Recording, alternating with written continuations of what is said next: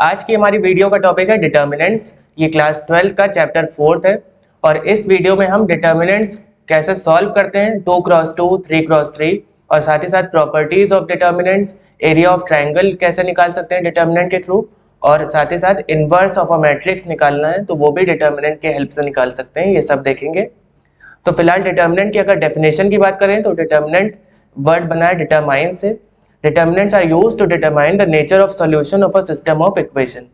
अब यहाँ पे दो वर्ड आ गए, नेचर ऑफ सॉल्यूशन और एक है सिस्टम ऑफ इक्वेशन। तो नेचर ऑफ सॉल्यूशन क्या होते हैं हमने क्लास 10th में ऑलरेडी पढ़ा है, या तो यूनिक सॉल्यूशन होगा या इनफाइनाइटली मेनी सॉल्यूशन या फिर नो सॉल्यूशन।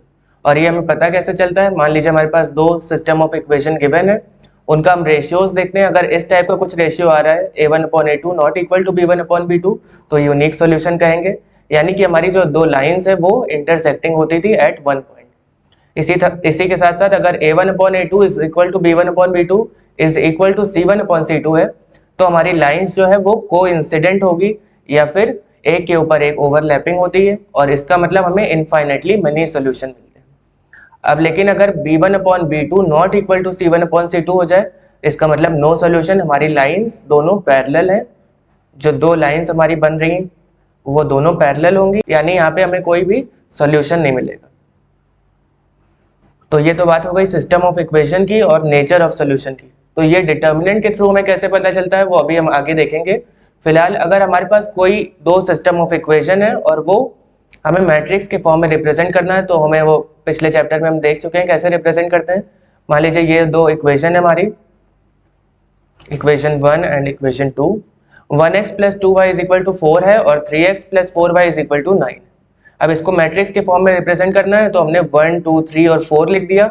ये वाले जो कोफिशिएंट्स हैं इनको लिख के और अगल बगल हम बिग ब्रैकेट लगा देंगे, तो ये हमारा मैट्रिक्स हो गया।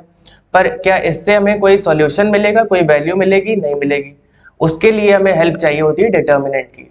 अगर इसी m के हम अगल बगल दो पैरेलल लाइंस बना दें, यानी कि ये मॉड ऑफ m नहीं है, वैसे ही दिख रहा है कुछ पर ये मॉड नहीं है, ये डिटर्मिनेंट ऑफ m है, या फिर इसको तीन तरीके से बोल सकते हैं। डिटर्मिनेंट ऑफ m के लिए DETM, या फिर दोनों तरफ हमने पैरेलल लाइंस बना के m लिख दिया बीच में, या फिर केवल हम एक ट्रायंगल बना दें। अब डिटर्मिनेंट निकालते कैसे हैं ये देख लीजिए। जो हमारा ये डायगोनल है, प्रिंसिपल डायगोनल इसको कहते हैं, जो हमारा लेफ्ट टू राइट जाता है, तो 1 × 4 माइनस जो नॉन प्रिंसिपल डायगोनल है उसका प्रोडक्ट करेंगे, यानी 2 × 3, यानी कि 4 - 6 यानी -2 हमारा इसका सॉल्यूशन आ गया या वैल्यू आ गई मैट्रिक्स की। तो क्योंकि हमारी मैट्रिक्स होती है वो रेक्टेंगुलर एरे होती है, उससे हम कोई वैल्यू निकालना चाहें तो केवल डिटर्मिनेंट के थ्रू ही निकाल सकते हैं, और यही यूज है हमारे डिटर्मिनेंट का।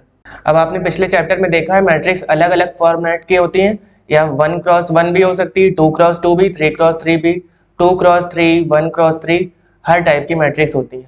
पर डिटर्मिनेंट केवल हम उन्हीं का निकाल सकते हैं जो हमारी स्क्वायर मैट्रिसेस है, यानी कि 1x1, 2x2, 2x2, 3x3 and so on. यानी केवल अगर स्क्वायर मैट्रिक्स है उसी का हम डिटर्मिनेंट निकाल सकते हैं। अब अगर 1x1 यानी एक ही एलिमेंट है हमारे मैट्रिक्स में, तो उसका डिटर्मिनेंट क्या होगा? वही एलिमेंट हमारा उसका डिटर्मिनेंट हो जाएगा। मान लीजिए A है हमारी एक मैट्रिक्स जिसकी वैल्यू है, जिसके अंदर एक एलिमेंट है -7, तो वैल्यू ऑफ डिटर्मिनेंट क्या हो जाएगी? -7। लेकिन अगर ऑर्डर 2 की बात करें तो अभी हमने देखा है कैसे सॉल्व करते हैं उसको। पहले प्रिंसिपल डायगोनल के एलिमेंट्स के प्रोडक्ट करेंगे और उसके बाद सब्ट्रैक्ट कर देंगे उसको सेकेंडरी जो हमारा डायगोनल है या नॉन प्रिंसिपल डायगोनल है, यानी 5 × 2 - 2 × 4। ये हमारी वैल्यू आ गई 2x2 डिटर्मिनेंट की। इसी तरह हम 3x3 भी देखेंगे। तो अब चलिए देखते हैं डिटर्मिनेंट ऑफ ऑर्डर 3 कैसे निकालना है, और इसको निकालने के लिए हम एक्सपेंशन करते हैं रो या कॉलम का, इसीलिए इसको एक्सपेंशन मेथड भी कहते हैं। 3x3 में ये अप्लाई होता है और इसके ऊपर के सभी पे भी ये अप्लाई होगा। फिलहाल हमारे कोर्स में केवल 1, 2 और 3 तक का है, तो ऑर्डर जब 3 रहेगा कैसे सॉल्व करना है इसको। तो सबसे पहले अगर रो 1 से हम एक्सपेंड कर रहे हैं R1 से, तो उसके तीनों एलिमेंट्स को लिख लेंगे गैप छोड़ के, जैसे 3 लिख लिया, -2 और 5 लिख लिया, और उसके बाद ऑल्टरनेट साइंस लगाएंगे। जैसे यहाँ प्लस है तो अगला वाला माइनस हो जाएगा और यहाँ पे फिर से प्लस। अब बची वैल्यू आगे की ये कैसे आ रही है, उसके लिए देखिए जो हमारा 3 एलिमेंट है उसकी रिस्पेक्टिव रो और रिस्पेक्टिव कॉलम को हमने हाइड कर दिया। बचा हमारे पास 2 -1 4 और 7, और ये सेम है 2 क्रॉस 2 वाला ऑर्डर का, उसको हम बगल में मल्टीप्लाई कर देंगे। 1 -1 0 7, ये भी 2 क्रॉस 2 मैट्रिक्स हो गई, सिमिलरली ये वाली भी। अब 2 क्रॉस 2 अंदर वाली हम सॉल्व कर लेंगे, पहले प्रिंसिपल डायगोनल के प्रोडक्ट करेंगे। 7 × 2 माइनस ऑफ -1 × 4 यानी -4। सिमिलरली यहाँ पे माइनस माइनस प्लस हो गया, प्लस का 2 × 7 1 7 -0, और यहाँ पे 5 × 4 -0। तो इससे हमारी डिटर्मिनेंट की वैल्यू आ जाएगी जब ऑर्डर हमारा 3 क्रॉस 3 का है। तो आई होप आपको डिटर्मिनेंट की वैल्यू निकालना आ गया होगा, चाहे वो 2 क्रॉस 2 का हो या फिर 3 क्रॉस 3 का। तो अब आइए देखते हैं माइनर्स एंड कोफैक्टर्स, और इसको एक एग्जांपल से समझते हैं। मान लेते हैं हमारा एक डिटर्मिनेंट है 2 -3 4 एंड 7, ये 2 क्रॉस 2 का है, इसका हमें माइनर और कोफैक्टर बताना है। तो माइनर को हम रिप्रेजेंट करते हैं MIJ से, और IJ यहाँ पे पोजीशन को रिप्रेजेंट कर रहा है, जैसे जो 2 हमारा है वो है A11 पोजीशन पे, -3 हमारा कहाँ पे A12 पे, और इसी तरह ये A21 और ये A22। तो अगर हमें कैपिटल M × IJ यानी MIJ की वैल्यू बतानी है, यानी माइनर बताना है इस पोजीशन का M11 का, तो वो क्या हो जाएगा, सिंपली हम उस रो को और उस कॉलम को हाइड कर देंगे, जो बचेगा एलिमेंट वो वहाँ का माइनर हो जाएगा। यहाँ पे 7 हो गया। सिमिलरली M12 का क्या हो जाएगा, -3 को हाइड कर देंगे, -3 वाली रो और -3 वाला कॉलम हाइड करेंगे तो क्या बचेगा, 4 बचेगा हमारे पास, उसको हम लिख देंगे M12 की पोजीशन पे। इसी तरह M21 हो जाएगा हमारा -3, और M22 क्या हो जाएगा, जब हम 7 वाली रो और कॉलम को हाइड कर देंगे तो क्या बचेगा हमारे पास, 2 बचेगा। तो यहाँ पे हमारे पास माइनर्स आ गए। अब बचता है कोफैक्टर। कोफैक्टर का फॉर्मूला होता है cofactor A, capital AIJ is equal to -1 to the power I + J into minor या फिर MIJ। इसका मतलब जो भी हमारा माइनर आया उसके साथ अगर हम साइन लगा दें तो वो कोफैक्टर्स हो जाएंगे, क्योंकि -1 to the power I + J का मतलब है वो उस पोजीशन की साइन बता रहा है। फॉर एग्जांपल M11 अगर हम ले रहे हैं या A11, क्योंकि हमें कोफैक्टर निकालना है, तो वो हो जाएगा -1 to the power 1 + 1 into MIJ यानी M11। तो ये हो जाएगा -1 की पावर 2। अगर किसी भी नेगेटिव नंबर की पावर इवन है तो नेगेटिव साइन हट जाता है, और 1 का स्क्वायर 1 ही होगा, यानी ये केवल पॉजिटिव साइन लिख सकते हैं या फिर कुछ भी नहीं लिखेंगे तब भी चलेगा। तो M11 हमारा क्या है यहाँ पे 7। तो चलिए एक और कोफैक्टर निकाल के देखते हैं, A21 की वैल्यू निकालते हैं, जो हो जाएगा -1 की पावर 2 + 1 इंटू M21। तो -1 की पावर 3 क्या हो जाएगा, नेगेटिव साइन आएगा, और M21 की वैल्यू हमारे पास -3 है, यानी ये -3 3 हो जाएगी। तो चलिए अब आपको एक शॉर्ट ट्रिक बताते हैं। जब हमें कोफैक्टर 2 क्रॉस 2 का बताना है तो सिंपली हम सबसे पहले उसकी पोजीशंस के साइन लिख दें, तो वो कुछ इस तरह होते हैं, plus minus minus and plus. अब फिर जो भी हमारा माइनर आ रहा है उसको इसके साथ मल्टीप्लाई कर देंगे। फॉर एग्जांपल M11 में हमारा -7 आ रहा था तो ये +7 हो जाएगा, और M12 हमारा 4 आ रहा है तो ये -4 आ जाएगा। M21 हमारा 3 आ रहा है, M21 की वैल्यू हमारी -3 है तो -3 3 हो गई, और इसी तरह M22 हमारा 2 है तो ये +2, यानी कि ये कुछ इस तरह हो जाएगा 7 -4 3 एंड 2। ये हमारा कोफैक्टर आ गया। जनरली हम कोफैक्टर को मैट्रिक्स के फॉर्म में लिखते हैं, तो वो इस तरह भी लिख सकते हैं।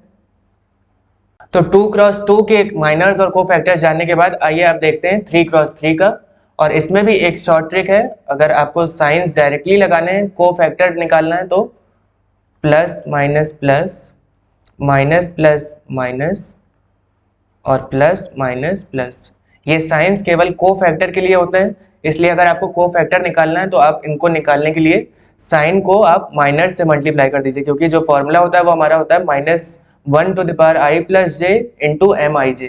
अब ये वाला जो -1 की पावर I + J है, ये कॉन्सेप्ट यहीं पे सॉल्व हो गया है, सारे साइंस ऑलरेडी हमने लिख दिए। अब माइनर आपको केवल निकालना है, और उसके लिए रिस्पेक्टिव रो और उसकी कॉलम को हाइड करके फिर डिटर्मिनेंट सॉल्व करना है 2 क्रॉस 2 का। फॉर एग्जाम्पल यहाँ पे अगर हम A12 देखें तो इसकी रो और कॉलम हाइड कर देंगे, बचेगा हमारे पास A21 into A33 minus of A31 into A23। ये जो भी हमारी वैल्यू आएगी वो हमारा उस पोजीशन का माइनर हो जाएगा और साइन से मल्टीप्लाई कर देंगे तो वो कोफैक्टर हो जाएगा। एक एग्जांपल देखते हैं, ये हमारा क्वेश्चन है, determinant is equal to 7 4 minus 1 2 3 0 and 1 minus 5 2। हमें कोफैक्टर निकालना है A11 का, A22 का और A32। तो A1 यहाँ पे आएगा, A11 उसका साइन होता है प्लस, A22 हमारा इस जगह पे आएगा क्योंकि A21 यहाँ पे होता है, तो A22 आएगा यहाँ पे और इसका साइन भी पॉजिटिव रहता है। इसी तरह A32 हमारा आ जाएगा ठीक A22 के नीचे और इसका साइन नेगेटिव। तो ये 3 एलिमेंट्स हमें निकालने हैं यहाँ पे। तो उसके लिए क्या करेंगे, साइन तो हमें ऑलरेडी पता चल गया, अब इसका माइनर निकालना है। तो A11 क्या हो जाएगा, साइन उसका प्लस रहेगा और माइनर वहाँ का क्या होगा, 7 की रिस्पेक्टिव रो और कॉलम को हाइड करेंगे तो ये होगा 3 2 6 माइनस 5 इंटू 0 0 ही हो जाएगा, यानी ये प्लस का 6 आ गया। इसी तरह A22 क्या हो जाएगा हमारा, यहाँ पे भी हम इसकी रो और कॉलम को हाइड कर देंगे। A22 वाली रो और कॉलम हट गई तो बचा 7 माइनस 1 1 एंड 2। तो इसको सॉल्व करेंगे तो ये हो जाएगा 7 2 14 माइनस 1 इंटू माइनस 1 यानी माइनस 1, यानी 14 प्लस 1 यानी 15 आ जाएगा। इसी तरह A32 निकालना है हमें, तो माइनस 5 जहाँ पे है वो पोजीशन हमारी A32 है। इसका रिस्पेक्टिव रो और कॉलम हाइड करेंगे तो बचेगा 7 माइनस 1 2 और 0, और ये 2 क्रॉस 2 की तरह है। इसको कैसे सॉल्व करेंगे, 7 इंटू 0 0 हो जाएगा और यहाँ का साइन भी लिख देते हैं, पहले A22 का साइन तो प्लस ही था, A32 में माइनस हो जाएगा। अब इसको सॉल्व करेंगे डिटर्मिनेंट को तो ये हो जाएगा 7 इंटू 0 0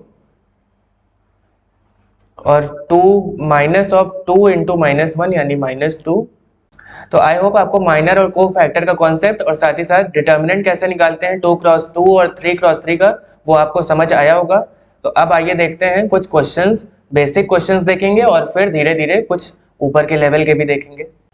तो सबसे पहला हमारा क्वेश्चन है, डिटर्मिनेंट हमें निकालना है cos theta minus sine theta, sine theta and cos theta, ये 4 एलिमेंट्स हैं, इनका हमें डिटर्मिनेंट निकालना है। तो सिंपल वही हमारा फॉर्मूला है, पहले हम प्रिंसिपल डायगोनल को मल्टीप्लाई करेंगे यानी cos theta into cos theta minus sine theta into minus का साइन थीटा। तो ये हो जाएगा हमारा cos स्क्वायर थीटा और यहाँ पे माइनस माइनस प्लस हो जाएगा, प्लस का साइन स्क्वायर थीटा, यानी ये हमारा हो गया sine square theta plus cos square theta वाली आइडेंटिटी हो गई, यानी इसकी वैल्यू आ जाएगी 1 के बराबर। तो अब हमारे पास एक क्वेश्चन है जहां पे हमें x की वैल्यू बतानी है और गिवन है कंडीशन कि x एक इंटीजर होना चाहिए। तो डिटर्मिनेंट की वैल्यू भी गिवन है 3 के बराबर है, तो इसको सॉल्व करते हैं LHS में। ये हो जाएगा x माइनस 2, क्योंकि ये 2 क्रॉस 2 वाला डिटर्मिनेंट है, माइनस 3x इंटू माइनस 3।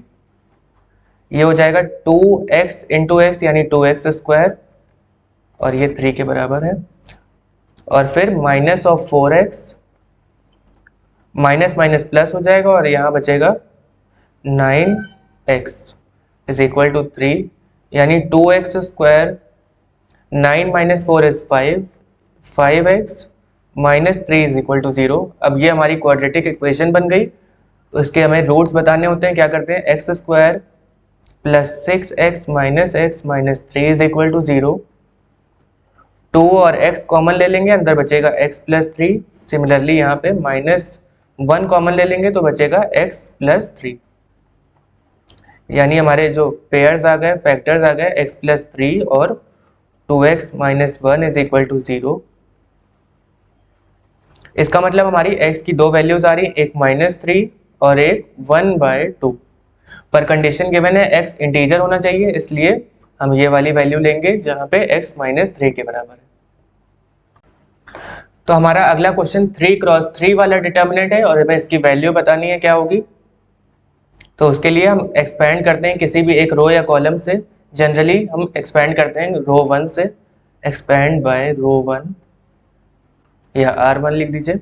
हमने क्या कहा था, साइंस आपके ऑल्टरनेट्स होंगे। यहाँ पे 2 है तो -3 और प्लस ऑफ -5, ये तीनों एलिमेंट्स लिख लिए। अब क्या करेंगे, उनकी रिस्पेक्टिव रो और कॉलम हाइड करेंगे। बचेगा अंदर 1 इंटू 1 यानी 1, -4 इंटू -2 यानी +4 इंटू 2 यानी कि 8। अब इसी तरह यहाँ पे -3 गिवन है, इसकी रो और कॉलम हाइड करेंगे तो हमारे पास क्या बचेगा, 7 इंटू 1 यानी कि 7, -3 इंटू -2 यानी कि प्लस का 6। इसी तरह यहाँ पे -5 वाली रो और कॉलम हाइड करेंगे तो हमारे पास बचेगा 7 इंटू 4 यानी 28, -3 इंटू -1 यानी कि -3 और माइनस माइनस प्लस हो जाएगा, यानी 8 + 1 9, 9 इंटू 2 इज 18 और यहाँ पे -3 इंटू 1 -3 ही रहेगा, -5 इंटू 28 + 3 इज 28 + 3 इज 31। तो ये हो जाएगा 18 - 3 - 155 यानी कि 18 - 158 के बराबर, जिसकी वैल्यू आ जाएगी हमारी -140। तो सिंपल था 3x3 का भी डिटर्मिनेंट बहुत ही इजीली आप निकाल सकते हैं। आप चाहे तो कॉलम 1 से भी एक्सपेंड कर सकते हैं। आगे आने वाले क्वेश्चंस में हम कॉलम से भी आपको करके दिखा देंगे, जिससे आपको दोनों मेथड्स क्लियर हो जाए। तो चलिए अब एक दूसरे टाइप का क्वेश्चन देखते हैं, जहाँ पे हमारे पास दो डिटर्मिनेंट गिवन है और दोनों इक्वल है और हमें x की वैल्यू बतानी है। जनरली लोग यहाँ पे क्या करते हैं अक्सर कि x = 2 ऐसा कंपेयर करके x की वैल्यू लिख देते हैं, पर वो डिटर्मिनेंट के केस में नहीं, मैट्रिसेस के केस में होता था। डिटर्मिनेंट में हमें दोनों साइड सॉल्व करना पड़ता है। तो ये हो जाएगा √6 × √24 माइनस √20x या फिर x√20 is equal to 6 2 = 12 minus 5 2 = 10। तो यहाँ पे हम सॉल्व करेंगे तो ये हो जाएगा 6 4 = 24, 4 2 carry, 6 2 = 12 and 13 14 minus √20x is equal to 2। अब इसको आगे सॉल्व करें तो क्या हो जाएगा, इसकी वैल्यू तो 12 हो जाएगी क्योंकि 144 का रूट 12 होता है, minus √20x is equal to 2। थोड़ा और सिंप्लीफाई करेंगे तो √20x इज इक्वल टू 12 - 2 यानी कि 10 के बराबर। तो x हमारे पास आ जाएगा 10/√20। 2√5 भी इसको लिख सकते हैं क्योंकि 20 का जो LCM होगा वो क्या हो जाएगा 2 10 टाइम्स, और यहाँ पे यानी 2 × 2 × 5 है रूट के अंदर। अगर हम 2 × 2 × 5 लिखें तो यहाँ पे पेयर बन रहा है, इसको हम डायरेक्टली 2√5 भी लिख सकते हैं, यानी 10/2√5 आ गया है। अब 2 से ऊपर कैंसिल हो जाएगा यानी 5/√5। इसको थोड़ा हम रैशनलाइज कर लेंगे तो क्या हो जाएगा, √5 से ऊपर नीचे मल्टीप्लाई करना पड़ेगा, यानी हो जाएगा 5√5/5 के बराबर, और 5 और 5 कैंसिल हो जाएंगे तो √5 इसका आंसर आ जाएगा। हमें x की यही वैल्यू बतानी थी, तो x आ रहा है √5 के बराबर। तो हमारा अगला क्वेश्चन है फ्रेंड्स, जहाँ पे हमें एक डिटर्मिनेंट गिवन है और उसकी हमें वैल्यू बता के बताना है कि वो इंडिपेंडेंट ऑफ x है। अब इंडिपेंडेंट ऑफ x टाइप के क्वेश्चंस कैसे सॉल्व करते हैं ये देख लीजिए। हो सकता है आपके क्वेश्चंस अलग हों, लेकिन अगर इसी फॉर्मेट का आ रहा है जहाँ पे आपको इंडिपेंडेंट ऑफ x बताना है तो वो कुछ इसी तरह पे होगा। अगर हम इसको एक्सपेंड करें रो 1 से तो 0 इंटू, अब आप डायरेक्टली करना सीखिए, 0 इंटू ये वाली रो और कॉलम, ये वाली रो और कॉलम हटा देंगे, क्या बचेगा -sec(x) into 10x minus 0 into 0 will be 0 -10x, क्योंकि ऑल्टरनेट साइंस चलते हैं, यहाँ पे 0 का पॉजिटिव था। अब 10x जब होगा तो 10x वाली रो और कॉलम हट जाएगा तो हमारे पास बचेगा 1 इंटू 10x यानी कि 10x और sec(x) इंटू 0 यानी कि -0 प्लस 1 इंटू ये वाली रो और कॉलम हटा दें अगर, तो बचेगा हमारे पास 1 इंटू 0 यानी 0 minus minus of sec x into sec x, यानी कि प्लस का सेक स्क्वायर एक्स हो जाएगा ये। अब जीरो से कोई भी टर्म मल्टीप्लाई हो रहा है, जीरो ही आएगा। Minus ten x into ten x यानी टेन स्क्वायर एक्स, और इसी तरह यहाँ पे बचेगा सेक स्क्वायर एक्स। इसका मतलब ये हो गया हमारा sec square x minus tan square x, ये हमारी डिटर्मिनेंट की वैल्यू आ गई। पर हमें क्वेश्चन में गिवन है कि ये इंडिपेंडेंट ऑफ एक्स बताना है, यानी एक्स बिल्कुल होना नहीं चाहिए आंसर में। तो इसके लिए हम क्या करेंगे, यहाँ पे आइडेंटिटी यूज करेंगे। Sec square x minus tan square x क्या होता है, 1 के बराबर। तो इसका आंसर 1 आ गया।